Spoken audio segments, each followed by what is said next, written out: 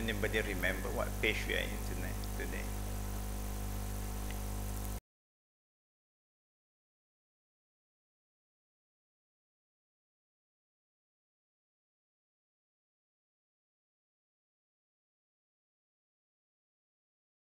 إن الحمد لله نحمده ونستعينه ونستغفره ونعوذ بالله من شرور أنفسنا وسيئات أعمالنا من يهده الله فلا مضل له ومن يضلله فلا هادي له أشهد أن لا إله إلا الله وحده لا شريك له وأشهد أن محمدا عبده ورسوله أوصيكم وإياي أولا بتقوى الله فقد فاز المتقون. السلام عليكم ورحمة الله وبركاته. Inshallah, let us make our dua, morning dua.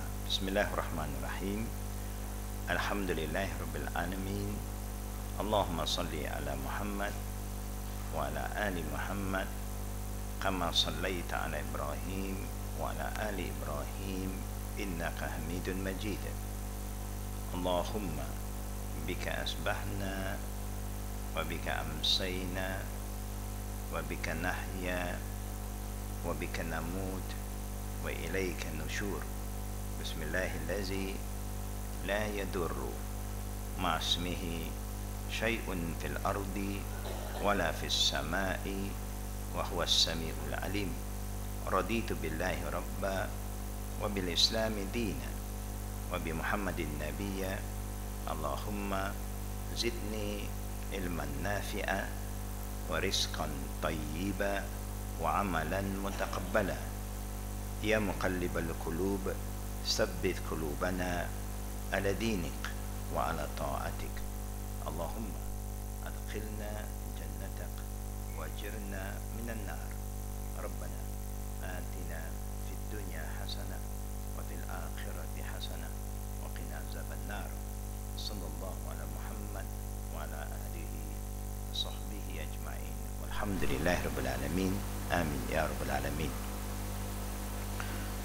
All praise due to Allah Rabbal Alameen for His guidance, for His blessing. May Allah subhanahu wa ta'ala forgive all our sins, strengthen our iman, increase our sabr, and accept our fast and our prayer. Amin. For all the sisters and brothers, alhamdulillah, we have been learning a lot about handling or preparing a funeral. When somebody passes away, what is the thing that we must do? Now, according to the sunnah of the Prophet ﷺ, anything to do with Islamic funeral is very straightforward, very easy, very simple. The only thing that may confuse a lot of Muslims when tradition is involved.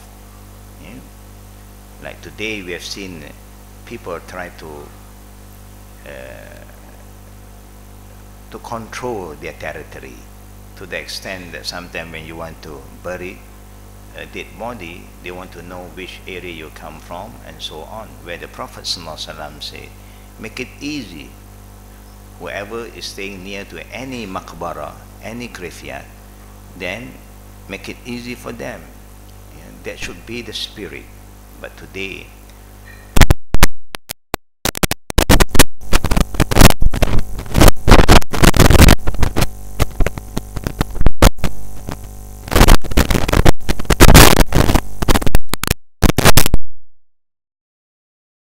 is not been divided to this kind of understanding that everybody must go back to their territory. It so happens sometimes your place is just opposite the graveyard, but it's in a different territory. Then they say, no, you cannot bury here. Until you have certain connection, then you are allowed. Again, you must have connection. This is what happened when we don't follow the Quran and Sunnah. We thought that all these things belong to us. We have the right to dictate. We have no right. Islam is here to make things easier for everybody. Of course, again, when you are so far away, you don't have to send your body to a particular graveyard because you have some sentimental value. Your father may be buried there, so you want yourself to be buried. No, it's not necessary. What the Prophet always encouraged us, anything that is nearer to you. That is more important. That is a sunnah. Yeah? Don't think that when you are buried beside your loved one, you will be together. No. Allah Rabbul Alameen will decide. Even there's hadith, the Prophet did mention that the meaning of the hadith, you may be buried in this graveyard among the Muslim, but if you are committing a lot of shirk, even if you don't make prayer and so on, you deny prayer, in the day of judgment, Allah will raise you up among the disbeliever. No, there's no guarantee that when you are buried in a Muslim graveyard, you can be safe. There's no. The same goes to when a Muslim die in a foreign country, when they don't have any graveyard, they'll be buried in any graveyard that is nearby. So it's not necessary because you are buried in a graveyard that belong to the Nasara, you'll be raised up among them. No. And this is important to understand. Just like in the time of Uhud, the disbeliever, the enemy of Islam, was killed in the battle of Uhud, and the Muslim also who died, Hamza, was killed too. And all of them have been buried in the same area. That means in around Uhud. And Uhud now, of course, is in Medina. Is there any guarantee that when they are buried there, they will raise up among the Sahaba? No. These are the believers, these are the disbeliever. Now, we did mention in our last class about the minimum thing for us to recite, but until today, a lot of our children, if you are here to all the mothers and the sisters, alhamdulillah, you learn something. But the most important thing, after having the knowledge about what to say, you all must remind your loved one, your children, the grown-up children, so they know what to say.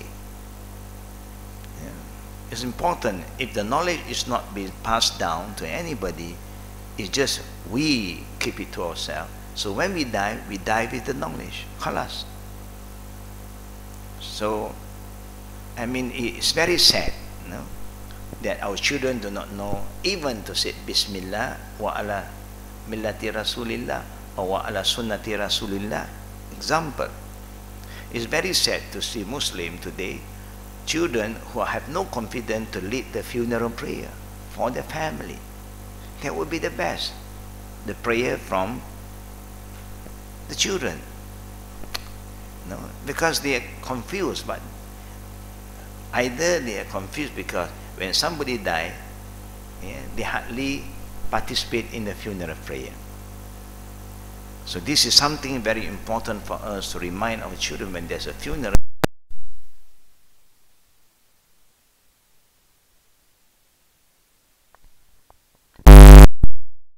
This is family, we participate in the prayer, but our children, this is important. Look at what happened today when I asked most of the children, Azan. They have no confidence, but they hear the Azan almost every day. And when you hear the Azan is being called, everyone must respond. If the caller say Allahu Akbar, Allahu Akbar, after that we must respond Allahu Akbar, Allah. We must follow. The only area that we are differ with the caller is when they say Hayya ala Salah, we don't say Hayya ala Salah. We say La hawla wa la quwwata illa billah. But in general, we have been listening to the Azan almost every day. And then when you call the boys, call Azan, I have sound problem, I have sore throat, suddenly, and then some of them say, I'm not used to it, Kamat, no problem.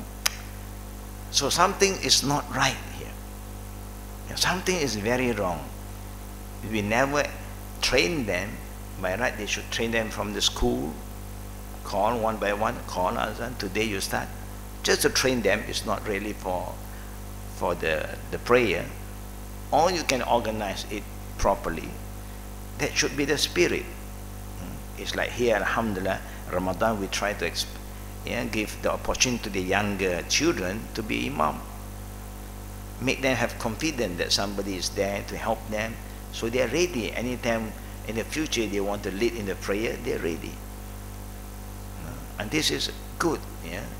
And we can do that when we are still alive. Yeah? So it's very important for us to make sure the knowledge that we have learned, we pass it down. Yeah, pass it down. Yeah. Now, the best way, of course, is the father who is at home set an example.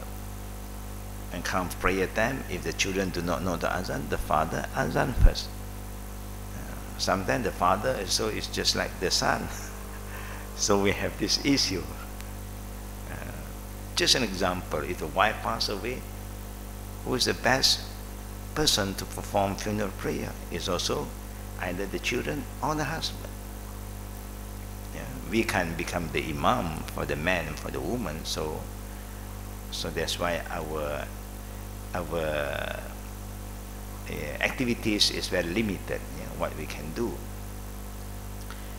I'm just quoting this way. I remember I've seen that a lot of people still very confused and children don't know what to do.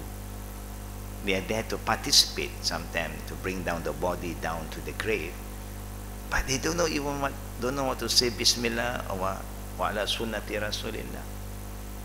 Yeah. So please, try to train them, remind them, at least the minimum thing that they must do.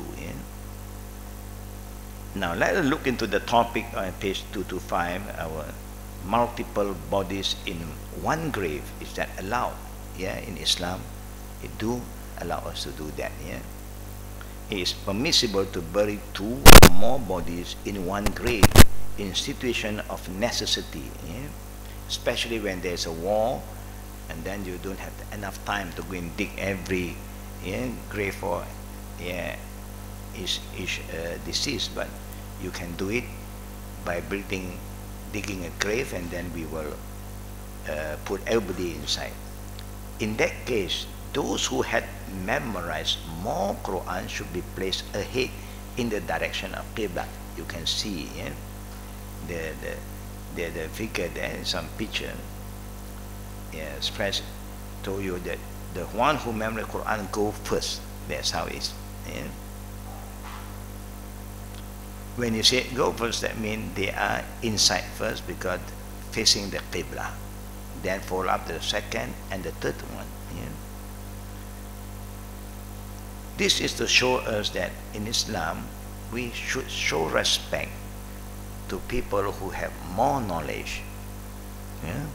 In the time of the Prophet, when a person know Quran or memorize Quran more, the Prophet will appoint them to be the chief of the command, to be a leader for certain activities. Because to the Prophet, when you memorize more Quran, mean you should have a better understanding about Islam. But today, the scenario has changed. You see, what changed is because people who memorize Quran fail to act according to the Quran. So it become also an issue. I have seen people who memorize the Quran in my lifetime, but they drink. They do a lot of things because they were taught to memorize the Quran when they're young. They were sent to India, to other country, alhamdulillah. But later on, we as parents take things for granted. We thought that after they memorize Quran, they can be a pious person. Not necessary. It's something you want them to learn, so they memorize, they have good memory, but they don't have the understanding. Suddenly they are free now, they are adult now, and neither they practice the Quran, and now they socialize, and then now they are exposed to the real world, and suddenly they will do all this nonsense if they are not being guided properly. Quran cannot help us if we read the Quran without understanding. It can't help us. We don't feel peace also reciting the Quran. We don't feel anything. It only will benefit you when you have the understanding. That's why they said the first jihad for every one of us is to learn how to read. It's a jihad. After we learn how to read, then we try to memorize it. After memorizing it, the third level, we should try to understand. After understanding the Quran, we move to the fourth level, then we should practice.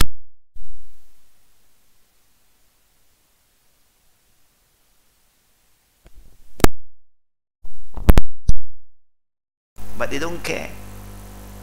So how can we show a good example to other people that we are people of Quran? We are different. We are worse sometimes.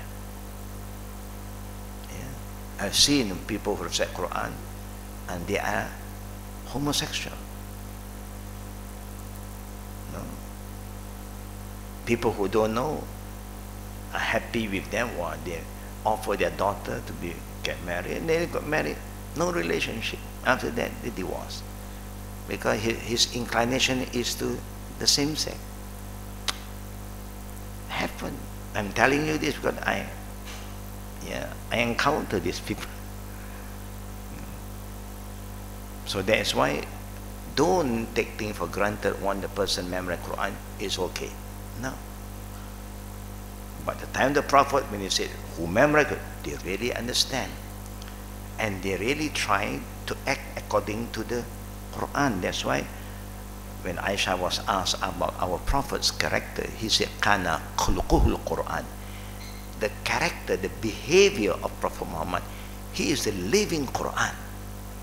Whatever Quran said about what to do, what not to do, Prophet Muhammad is implementing it. So by looking at him, you can see the Quran is living. Today, you can't.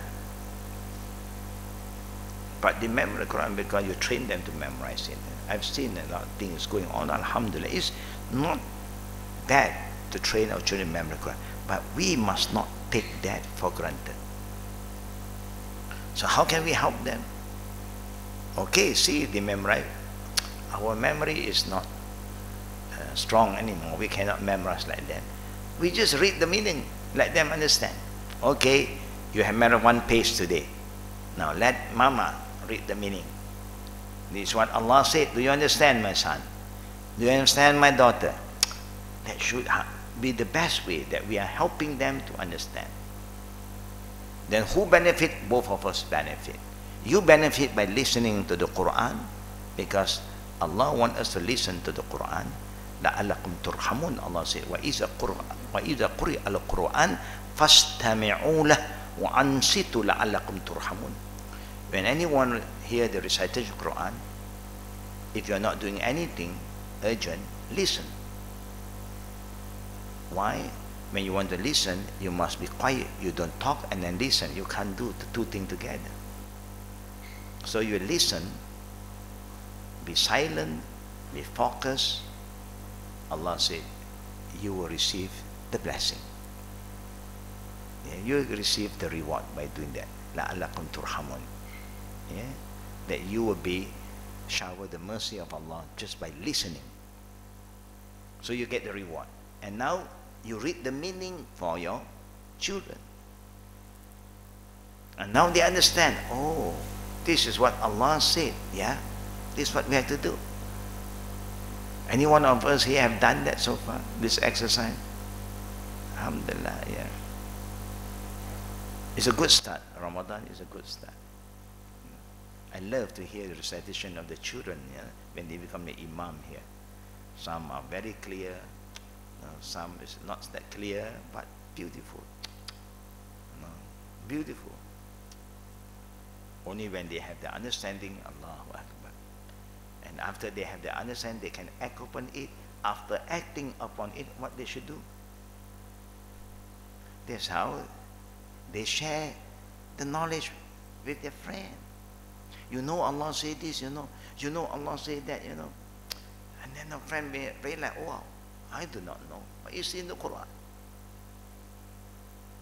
If they can memorize the number, the surah, it's better. Some people have a very unique memory. They can memorize everything in detail. Yeah? You can recite anywhere and then they can continue. But again, they have this unique skill But they don't have the understanding yet. Oh, we're happy, mashallah. You see how strong their memory is. But we may have problem one day when they grow up, they're exposed to other things. They are not going to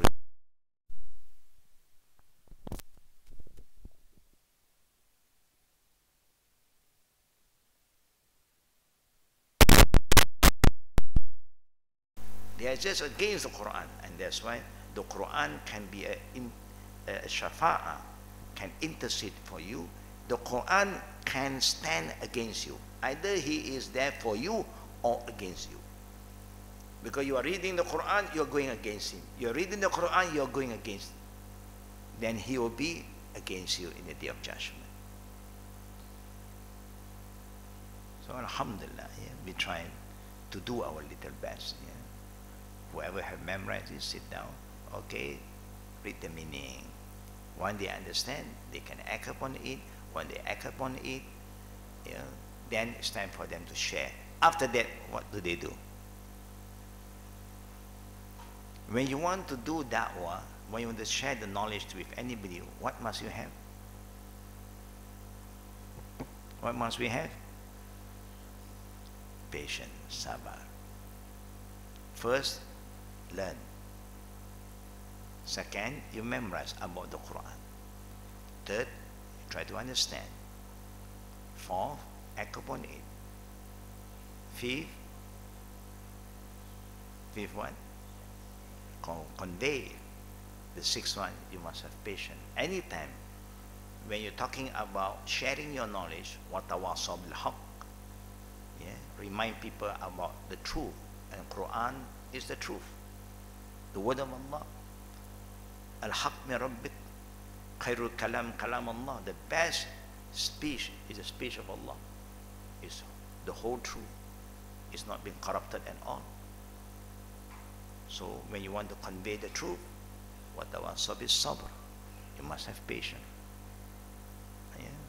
I believe, inshallah, if all of us trying to understand this and do the little that we can do, you can see the benefit. Yeah, how can you know what will happen? They read the Quran, aqimu salah, but they don't pray. They read the Quran, وَيْلُ لِكُلِّ هُمَزَةٍ لُمَزَةٍ, hellfire for the gossiper, the backbiter, but that's what they are doing. You know? So it's very dangerous. So far I've seen a lot of people who memorize Quran, they fail to have that kind of behavior. Yeah. Alhamdulillah, there are a lot of tahfiz school around everywhere. It's growing like everywhere. Sometimes you don't know how suddenly here got tahfiz, there got tahfiz. And sometimes the one who organize tahfiz school are young people. Sometimes it become money-making project. Oh, I have a tahfiz, donate. We don't encourage that at all. We don't encourage that at all. If you want donation, then no need. This is something you must do for the sake of Allah, and do whatever you can. You don't need to have a building if you don't have the means. Just from the schools, just for in the house, in a room, no problem. But today everything become commercialized. And when they ask for fund, when people are doing, oh, they are against Islam, you see, they are against, nobody is against Islam. I know this because I was in the Shura committee of the Penang Religious Council. People used to come up with all this tahfiz, that tahfiz is coming out like mushroom, you know. And then ask for this fund, that fund. I said, there must be some control. And sometimes to us, like people come on tahfiz, oh, we want to contribute, we want to donate. We are not helping them actually. No. It become a trend. Everything become a business today. Just an example. Yeah.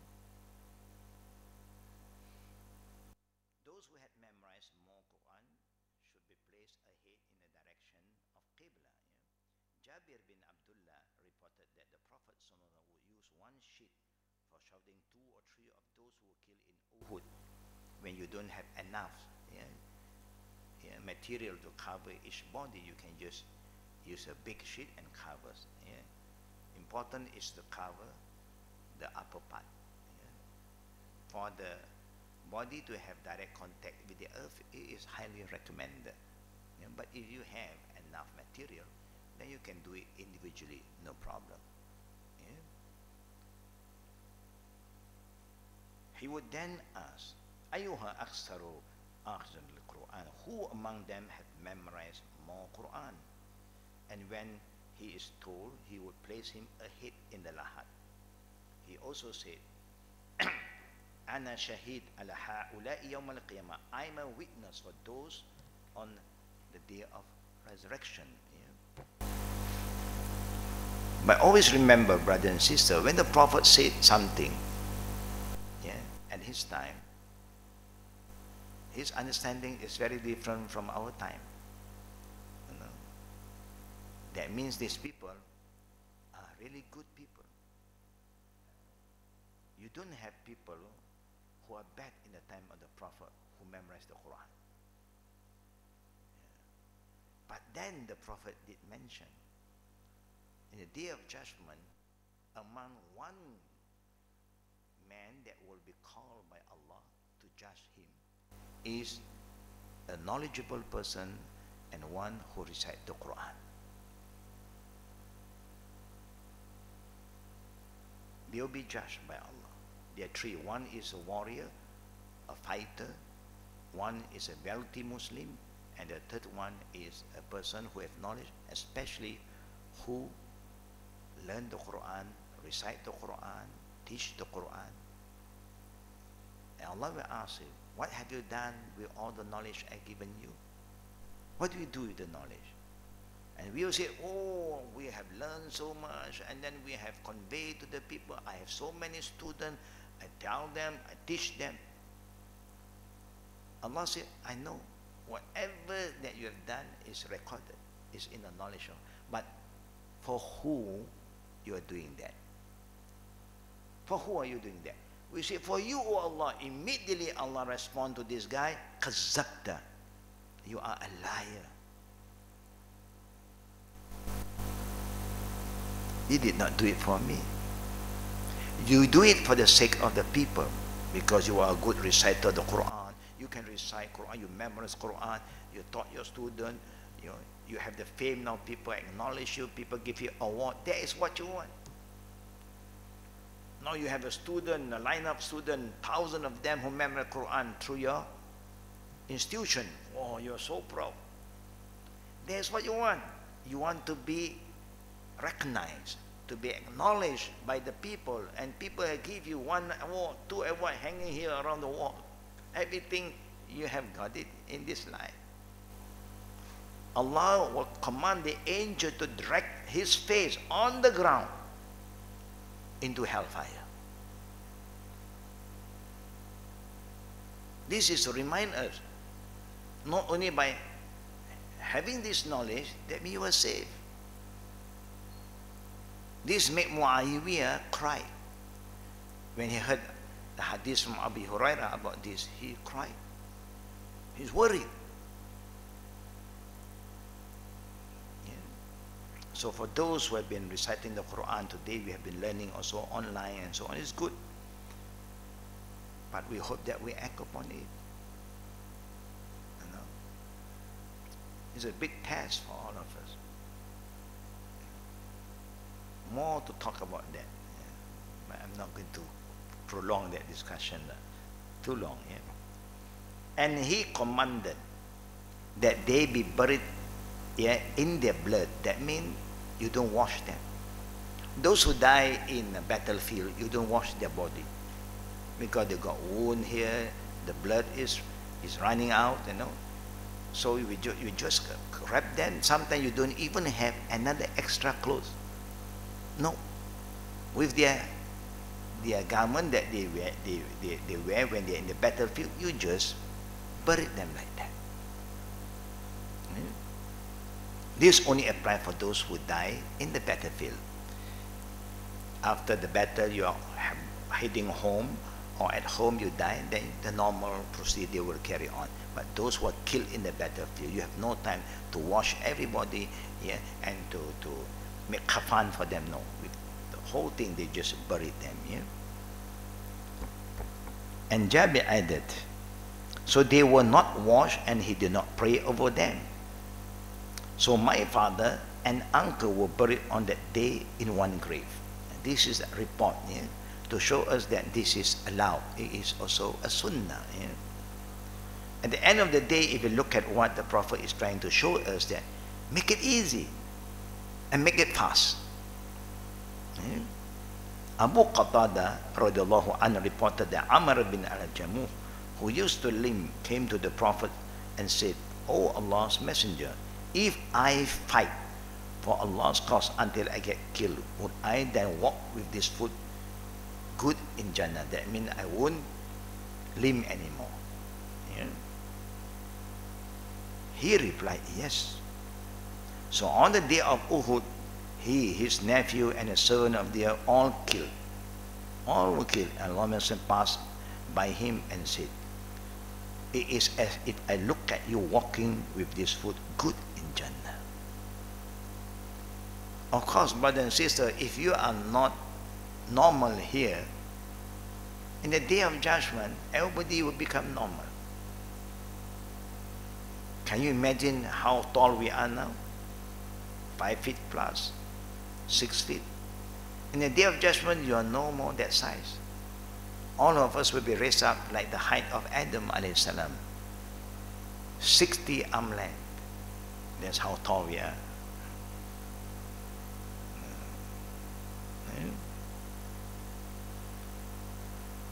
So those who are born with all the defect, in the day of judgment, Allah will give you a new body.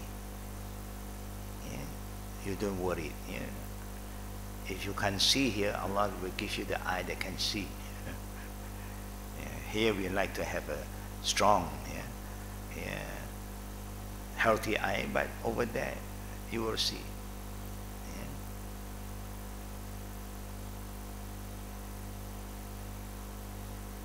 So Allah's messenger, Prophet Muhammad commanded that all three of them be buried in one grave. Who is the one? The one who asked the Prophet about his condition, plus his nephew and his servant. Now let us try to understand what make these people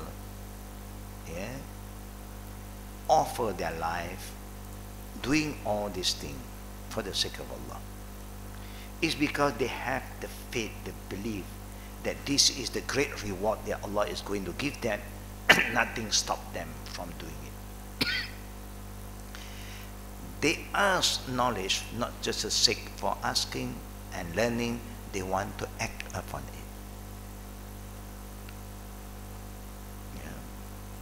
In the Quran, Allah did mention about the people before us, a nation, especially the people of the book. They asked, why not God show us this and that, so that we will follow? But when God command them, they don't do it. Sami'na wa asayna. So that's why when you want to ask anything, if you go back to the hadith that we have just mentioned, then you understand, when you want to ask something about the deen, you must be sincere in asking. You must have the intention. You do not just want to learn for the sake of learning. I want to act upon it. Maybe because of this, a lot of people, when we ask them for question and answer them, they don't want to ask. They dare not. They say, after asking, what should I do? After asking, after we explain to you, you must try your best to act upon it. You must have the niyat already, the intention. Not just asking for knowledge and then go out and attack my friend. I'm going to show them, you must do this. You must, but they themselves are not doing it. And that's why we are not changing at all. Because the intention of learning is not to practice the knowledge. We hope we will try our best to do what is good for us. Yeah? Knowledge without action is just like a tree that do not bear fruits. It's just there. Yeah? It can be an obstacle, it can be a problem. You have to sweep the leaf. You know? If there's fruit, alhamdulillah, at least you can enjoy something from the tree. So always remember, like how the Sahaba, when he asked the Prophet said yes, and they are ready. Yeah. Alhamdulillah. This is the beauty of the companions. Yeah? One they know, they act upon it. Ash-Shafi'i rahimahullah said, in situation of hurry or limited graves, 2 or 3 bodies may be buried in one grave. The better and oldest would be placed towards Qibla. Honor the one who has more knowledge and the elders. Yeah? It's just like if both have knowledge, but one is elderly, so the elders will be honored first. But Islam always honor the elders. Yeah? That's why the Prophet even said, "Laysa minna ma lam yuwakkir kabirana." You cannot be one of us if you do not show respect to the elders. Yeah? But there's a limit to everything. If the elders call you to do something against Islam, you cannot follow. If your husband call you to do something against Islam, you cannot follow, because they are not God to you. No, you have the right to say no. Yeah. Like what I was sharing last night. Yeah. The mother-in-law was slapped by the son-in-law in front of the daughter. Daughter say nothing. By right, the daughter, who gives you the right to slap my mother? If you want to leave, you leave me. No problem. You must honor and protect your mother. It's more important than your husband. You compare husband and mother. Mother have very high place in the sight of Islam. You know that the history, a guy was going to die, suffer. This is because of the mother. Not because of the husband. The husband can be a good man, alhamdulillah. If he is worse, then it's not worse to stay with this kind of men who don't even care for your parents. Respect them. If they don't care, respect them. Now, sometimes women got the wrong idea. You must obey your husband. Of course, we must obey them. As long as they don't do something that against Allah. Slapping the mother-in-law is like slapping your own mother. Can you do that? You can't. And this is what we experienced last night, like yesterday, when we visit the old family. The mother is a revert. The father is bedridden. Who is in the house? Their great-grandchildren.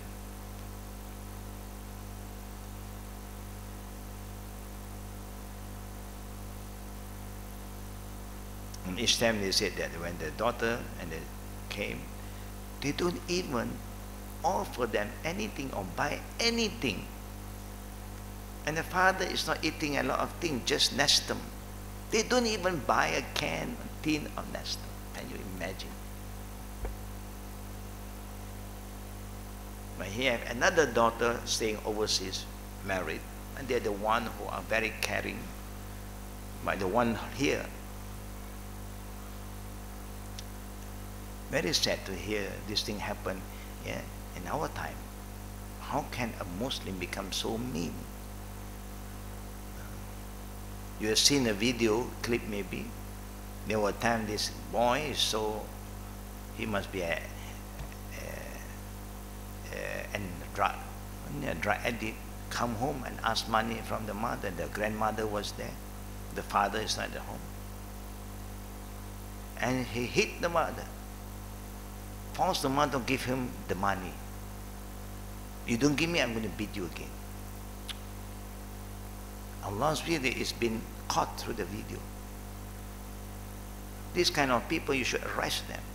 The authority who know, they should come and arrest them. Jinayah, this is a crime. How can a son dare to? And this son is just about maybe teenagers. And if the father came to know about this and do nothing, you no more father.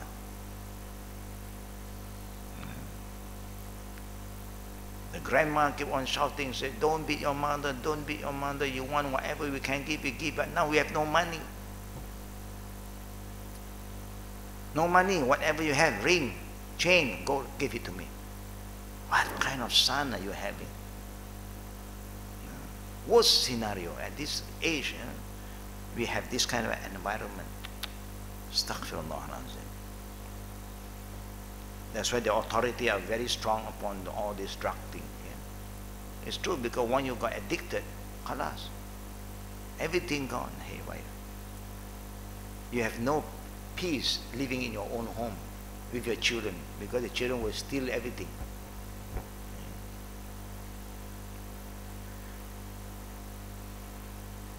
And I do not like for a woman to be buried with a man under any circumstance. This is what, according to Imam Shafi'i, it so happened their woman also died in the battlefield, because the woman also is allowed to participate, especially to help the wounded. The wounded one, to attend to those who have got injured and so on. And they may also be killed. If that was unavoidable necessity, the man should be placed in front of her, and a barrier of salt should be made between them. Just some separation.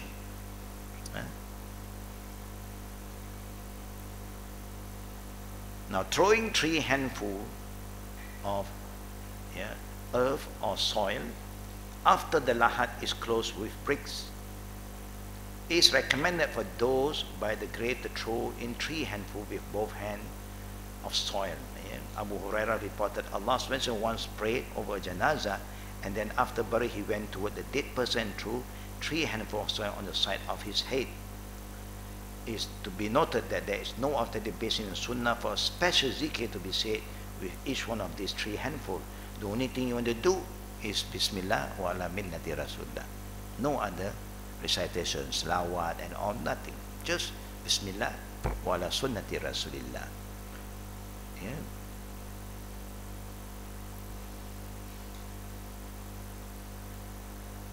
Next, it is permissible to take out a body from the grave shortly after burial and before it decay. This is an exceptional situation that may only be undertaken for a good reason, such as discovering that it was buried without washing or shrouding. In case you come to know that this is not about people who die in the battlefield, the normal situation, then we realize that this body, the Muslim body, is not been washed. Before it decay, if you know, you can go and get the body out.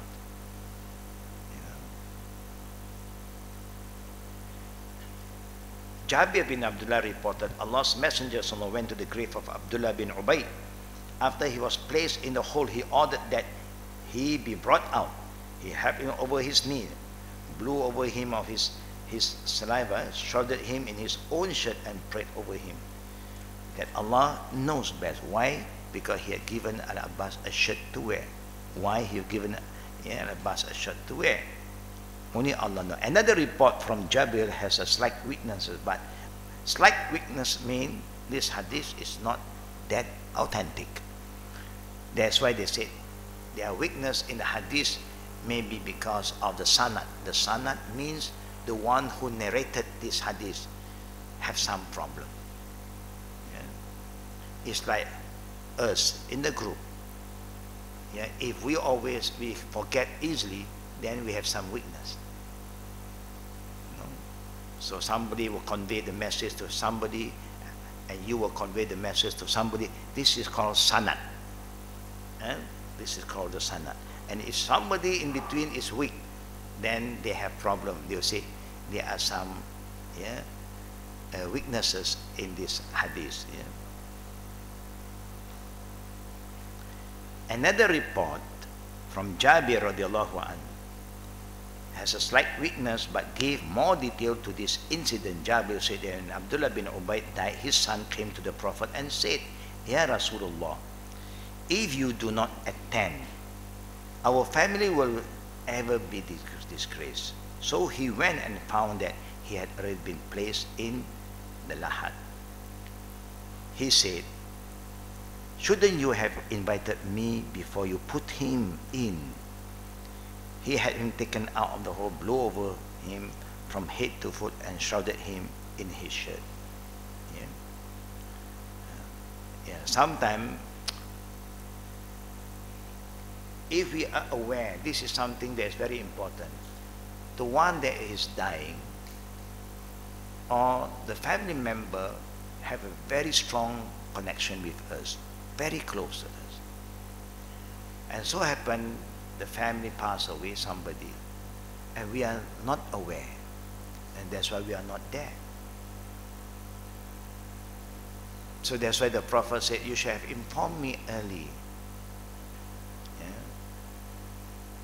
I still remember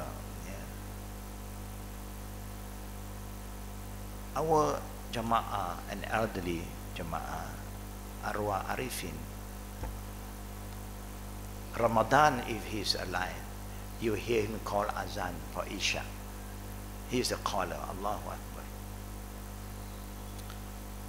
When he was been hospitalized, sometimes we do not know. Suddenly we say, hey, he's not been around. Nobody informed us. We have some close members or so who say, no one informed them that he had passed away. After they heard us making dua for them in the first day of Ramadan here,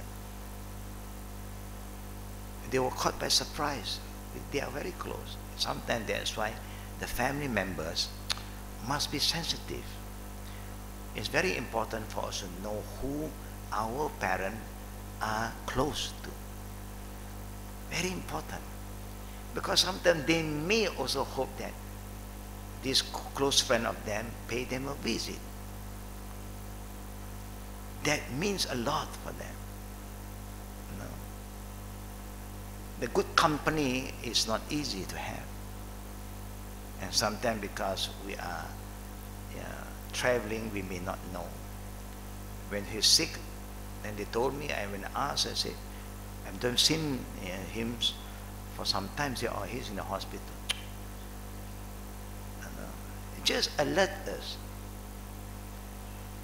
So we went and on the tube, but then he had informed the family, anything happened to me, you must call so and so.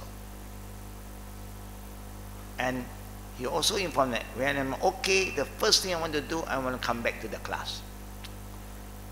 And Allah answered his prayer. He was okay. And then he went home. The next Sunday, he's here. No, we see, these are people who know the values of a good company. But what I'm trying to share here is that when you know that they are very close, you must inform the people so that they pay them a visit. Don't just last minute. No, then people may say, why Ustad is not around? People may blame the Ustad. But you cannot blame because Ustad are not been aware, been informed, I have one incident before, many years ago. It's a very close Jama'ah to us. Without fail, when we have classes, he's here. All of you was not here yet at that time. He's a very strong Sunnah follower. He built a masjid. And he made sure that the Imam all follow the Sunnah. And then he remind them, if there's a funeral, don't do all the bid'ah thing in the mosque. Must teach them. Alhamdulillah, I used to give lecture in the mosque. But what happened is that then there was a time he was sick, but alhamdulillah, we managed to visit him, and then he got better. But when he died, we know, because we visit him on and off, We went, immediately we went, but we cannot do anything. We need the next of kin to give instruction, to welcome us. Ustaz, please do this. Ustaz, take over. But indeed, they go and inform other group of people. And other group of people just come and do all the bid'ah that he against, that he go against when he was alive. But again, we cannot just come in, when the public do not know, Then people say we are troublemaker. We have to honor the majlis. If the next of kin do not invite you. But this is also a reminder to us. You learn, you have the understanding. How about your children? Do they know?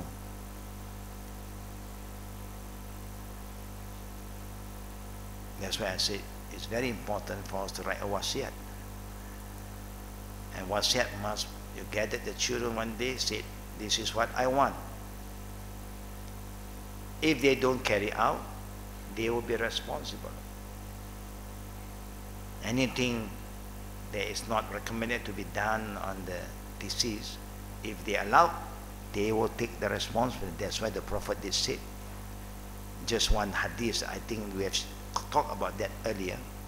The Prophet said, Innal mayyita la yu'azzibu bi buka'i ahlihi alayh, in Sahih Bukhari. The deceased, male or female, will be punished in the grave. When they go down, they will be punished because of the weeping, crying, unnecessary and out of control of the family on his death. When he died, they get out of control, scream like nobody. Why is he being punished? It's not that he's not doing that. But how can he be punished because of the sin of other people? It's because he has seen this happen earlier, but he never reminded them. He never said to them, if I die, don't do this because this is against Islam. Something that is wrong and you know, you must remind the living now, if anything happened to me, I don't want 1, 2, 3, 4, because it's not according to the teaching of Islam. You don't do that, then they do all these things, of course, you are also part of it. It's because you don't carry out your duty, amal ma'ruf nahi munkar. So we, as people of knowledge, we must do that. Make them understand. But after we have informed them, they don't follow, you are not going to be punished for that because you have done your best.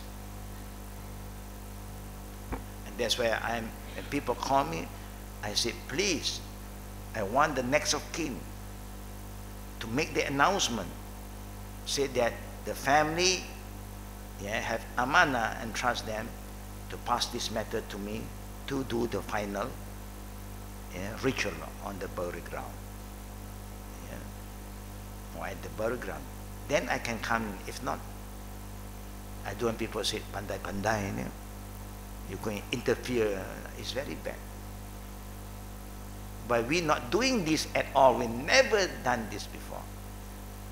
Then the one Ahli Fitan, known as the people who are the Shia followers, we managed to detect a Shia follower, blew out a news said that there's a funeral at Melaka. I was not there, I was here. They said, me and my group stop people from carrying out their duty. They start to create fitna. You see, this is how bad it is. We don't do that. Even we are there, if the family do not invite us, we will never interfere. We know they adapt. We know. I have seen in my before in Penang. This is another story. This is the old man who have been teaching his student, and his student are following the sunnah, but not the family. So he passed away. So his guru, the teacher, came because he's very close. And then the people are ready to start their ritual after the burial. He came and said, no, no, no. Yeah, this is the man who died as a sunnah, we do according to sunnah. He took over. Because the family don't care. So he took over. When he took over, of course, he upset the other group. They call them, pull out the tikar. No, no sitting on the grave. Then he done his part and then he left. They start again. So there's a confusion. No? That's why this guy is very, he have a very unique character by himself. To the extent that by looking at the face of the people who like to do all this innovation, I better look at the pig. The pig is better. You know it's haram khalas. But these people, they are doing more harm than just eating haram thing. They are destroying the deen. They are corrupting the religion. By introducing all this innovation in the religion, is like you are changing the Islamic ruling. Allahu Akbar. So to him, say, I better look at the pig. Yeah. Old men, they say everything sometimes. Yeah. The Prophet said, shouldn't you have invited me before you put him in? Yeah. It's better so that everything can be done before it. Yeah. Practical consideration, depending on the body size and weight, it may require several people to lay it down in its lahat. A heavy man may require 2 or 3 men who have not had intercourse on the previous night to enter the grave, and 2 or 3 men to hand them the body from above. Of course, this is well done so far, yeah, by the people who are in charge of the digging the grave and all. As the head is lowered from the feet side of the grave, the rest of the body is passed over the hand along the same direction to be more balanced. The authentic zikr is said at this time, and the body is laid facing the qibla in the lahat. If any ties were put around the shirt to hold it together, they should be untied. This is what been done also here, alhamdulillah. Normally you tie after the kafan, they tie, and then they will untie it. Brick are then placed behind the body. This is for the lahat. When they have a lahat, they put a brick, because sometimes brick can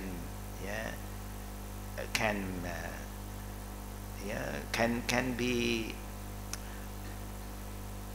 it can just turn into clay faster.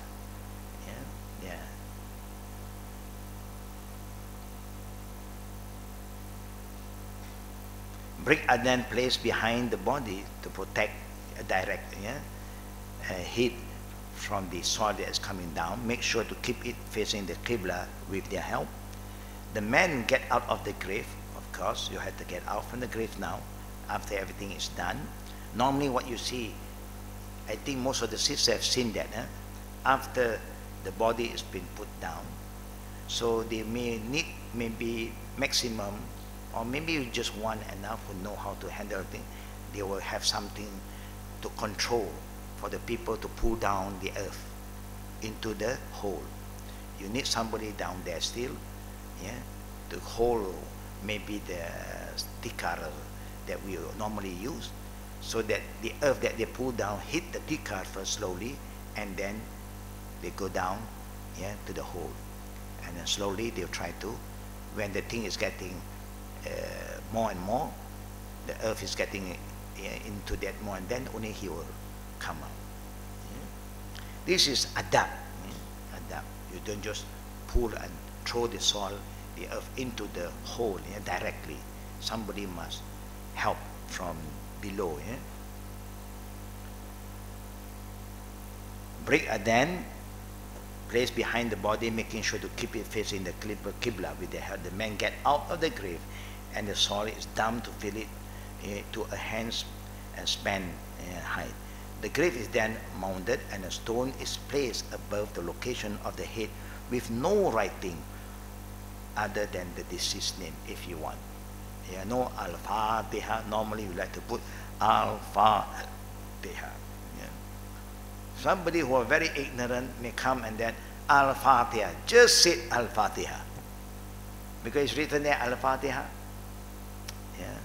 For our Chinese Muslim, when I was in Hong Kong, I was a big surprise. They have a big one, like the Chinese graveyard here. A big one with photos, Al-Fatiha. That is not the way. That is not our way. That is, the non-believers have their own value. For us, just a small stone, if you want, or you can put wood, and then you want to write the name. Or now they don't encourage even to write the name, they just put number. So they have all the record. And if you want to know, when you look for this number, you know this grave belongs to who and who. And this is also, you don't have to waste money unnecessary. People is asking you what stone do you want. You're from the mountain, which mountain, local, export, even they import from somewhere. Just any stone. Just any stone will do. Just a sign that there is a body here.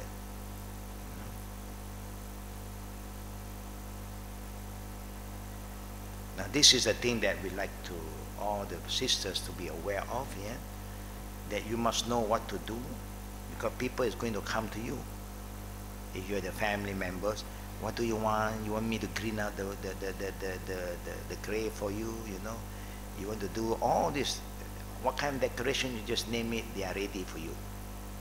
They have a package already. You want to plant what tree sometime? Of course, not a big one. But you say, no, we don't want anything. We will just put one stone normal. You don't have to pay any extra anymore.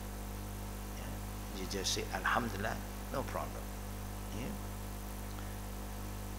That's how easy Islamic funeral is, especially at the burial ground.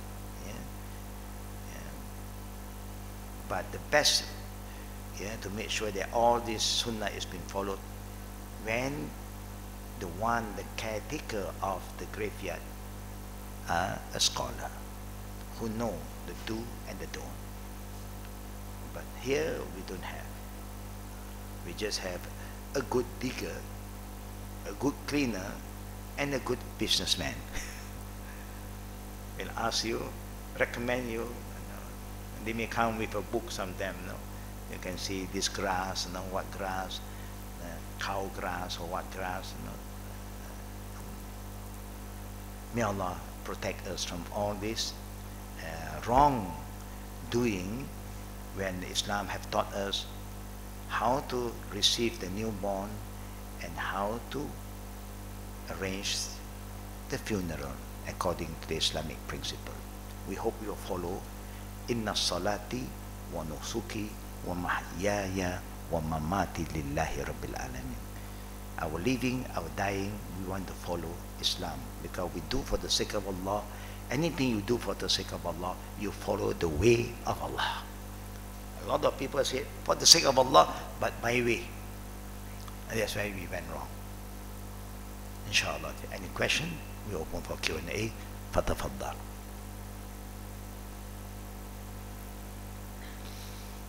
Please remember what I just shared with you, sisters. Whatever you learn, you have to pass it down. Talk to your children. Once in a while, it's very important to get the family, like a family reunion day, and you get a good scholar to come and explain. And everybody are aware of it. Then less fitna when something happened to us, because everybody are aware. Oh, yeah. Only they are not doing it because they don't really understand, they don't have the people to contact, yeah, with, so they contact the normal people will recommend the normal thing. Yes, sister. Salam rahmatullah.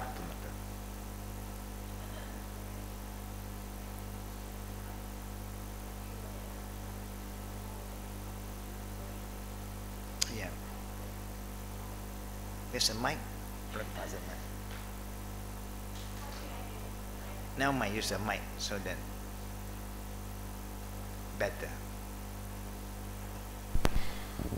Just thinking out loud, I don't know whether this makes sense or whether it's something that can be done, but if, you know, if a place like Al-Qadim, for example, if we can beforehand, say, register ourselves with Al-Qadim, and there's a form that says that I would like to be buried in a certain way, then I would like Al-Qadim to potentially, you know, organize the funeral for me, and there'll be a copy that we keep or rather pass to our relatives and say that, you know, this is, I have registered and you can keep this, whatever happens to me, then you have to call them, for example, and that at least when we've passed away, there's also a record here at Al-Qadim to say that, yes, it's a record, he or she had actually come to us and said that she would like or he would like to be, you know, buried in this manner with the help of Al-Qadim. Will that be possible, Ustad? Is I don't remember, Zaki. Have you organized something like this before? I did discuss, yeah, this matter before, yeah, but I forget to follow up to what level have you done. But to be more practical, is that you all must write a letter. It's not just a form, a letter must come from you. That you, when you want to write a wasiat, that if anything happened to me, very straightforward, I so and so IC number, and to whom it may concern, that if anything happened to me, if I pass away, I want Al-Qadim to arrange my funeral, example. Yeah.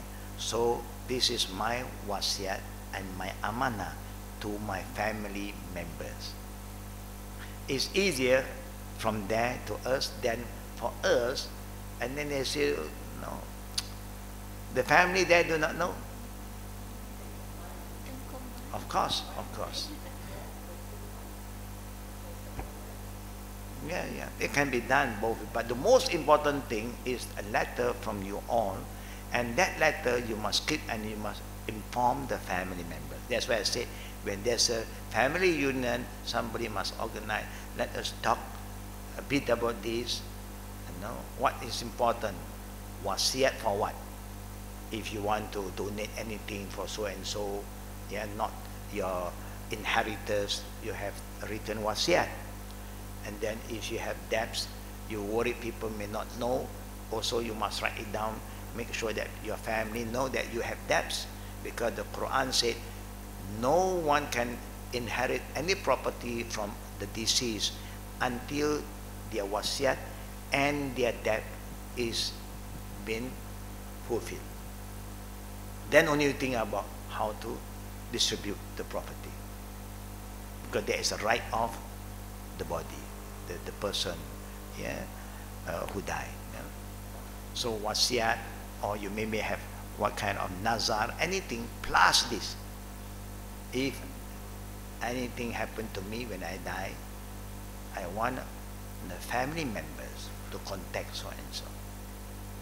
Contact Al-Khadim. Then Al-Khadim, not necessarily me, sometimes I won't be around, that means Al-Khadim have a group of people who is ready to help. Yeah. That's why we have the janazah van already. Yeah. Whatever we can offer, we offer, of course. It's a very good idea, but I think, yeah, if any one of you know of how best to write all these things down, share with us. Then we can even get a form ready like that, and then plus a letter, yeah, from all of you to your family members. And that kind of letter is good to frame it and then hang it somewhere. People forget sometimes. No, just pray in your room. Anything happen? Oh, please contact so and so. Because sometimes after some time people don't remember a lot of things anymore. Yeah, it's a good idea. Yeah. Next. Yes. Pass the mic, please. Assalamualaikum. Walaikum salam wa rahmatullahi wa So barakatuh. I am shy to ask you this question, okay, because the woman there. Okay. Can I ask, why is it that a man who has some session with a wife the night before cannot go down into the grave?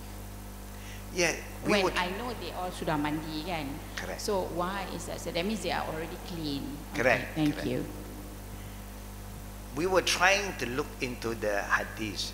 Is there an explanation? There was none. It's just an order from the Prophet. The Prophet himself asked. The Prophet also asked when Allah give him or remind him that the people is down already. Then he asked, and then so happened there was one. Yeah, it's a son. He said, yeah, I. Then the Prophet said, you come out and let other people to take your place. That's all. He never said anything more than that. Yeah. So, yeah, because all this kind of thing, when we have good time with our spouses at night, maybe it's a good day for us. Happy occasion.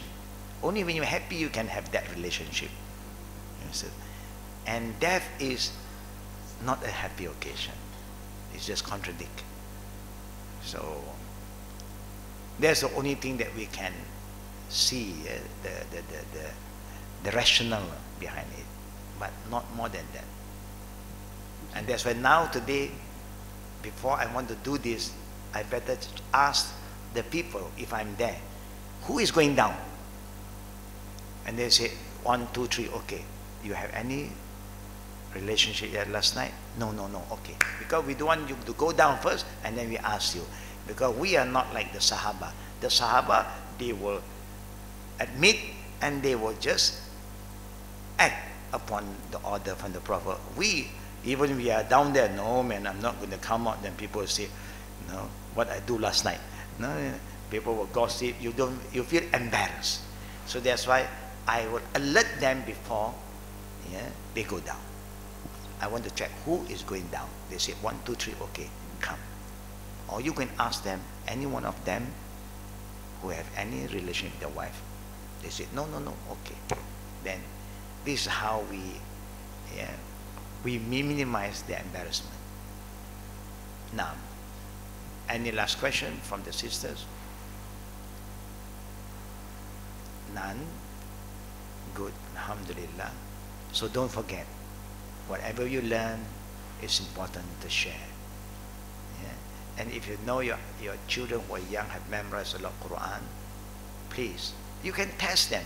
What is the meaning of this short surah that you have recited just now? They would know. Most of the time they don't know. If they knew, alhamdulillah, then you start to open the Quran. If you have the tafsir of Ibn Kathir, it's better, so that they have better understanding, deeper understanding. Then they appreciate the Quran better. If not, it's just a recitation. Yeah? Help them, inshallah, when you are still around.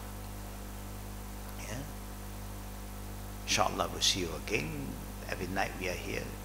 Last one, sister. Pass the mic.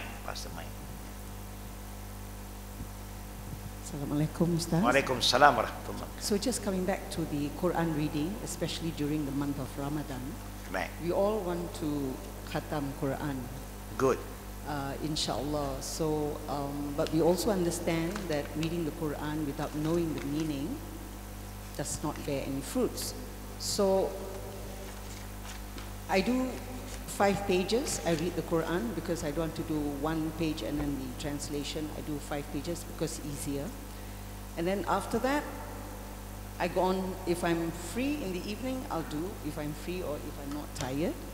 Habis tu kalau gitu tak boleh nak khatam Quran towards the end of the month, you see. So my question is, I just changed my mind last night. I think I'll just read the Quran without the meaning and khatam. So is that right or wrong or what? No, it's really up to us. Yeah. Reading the Quran to say you must khatam is not a must. You see, the Sahaba is not looking from that angle. Some Sahaba will say, we will recite 10 ayat and we will never move until we understand the 10 ayat. So their spirit is very different. It's not just the recital. I want to understand. Then only it benefit me. So I always recommend people, you read 10 pages if you can per day, or more than that if you have more time, and then you read the meaning. Or if you think you want to say khatam the recitation first, also no problem. Then you go through the meaning. I'm worried that it's a bit difficult. No? When you finish khatam, you're tired already. To go another round, too heavy. And then you know, outside Ramadan, you don't have a lot of time. Because you're busy, more activities after Ramadan. So just to be fair, don't rush. Allah knows our intention. If you never finish the Khatam Quran, the recitation, at least whatever you have learned, you have an understanding.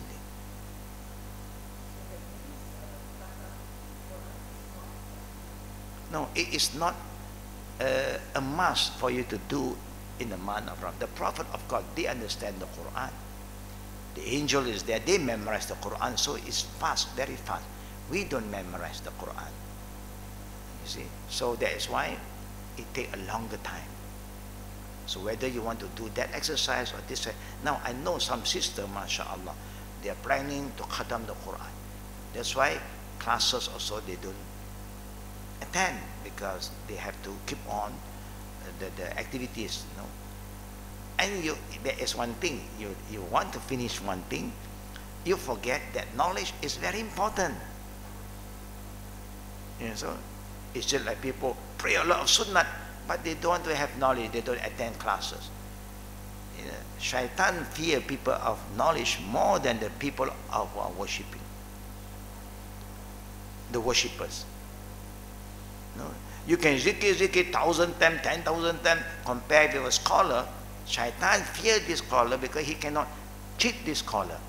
The scholar have knowledge. He know you're coming in now. Don't disturb me. Go away. But a worshipper, they don't know what is right and what is wrong. They're just deep in their way of worshipping, and they forget they don't have knowledge. So knowledge, qabla amal wal qawl. Knowledge always comes first before action, or before you say anything about Islam, or you do anything about Islam. That's why Allah said, وَلَا تَقْفُ مَا لَيْسَ لَكَ بِهِ إِلْمٍ إِنَّ السَّمْعَ وَالْبَصَرَ وَالْفُؤَادَ كُلُّ أُولَئِكَ كَانَ عَنْهُ مَسْئُولًا.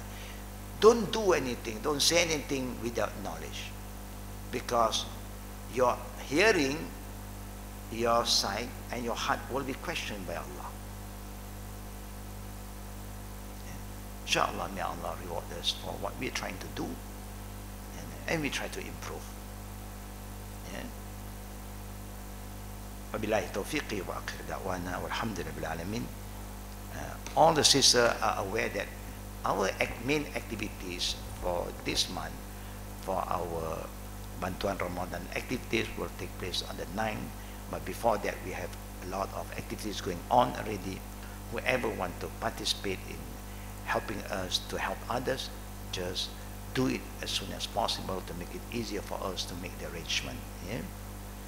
So that is what we like to share with all of you, so that everybody know what they can do and how best they can help us, inshallah.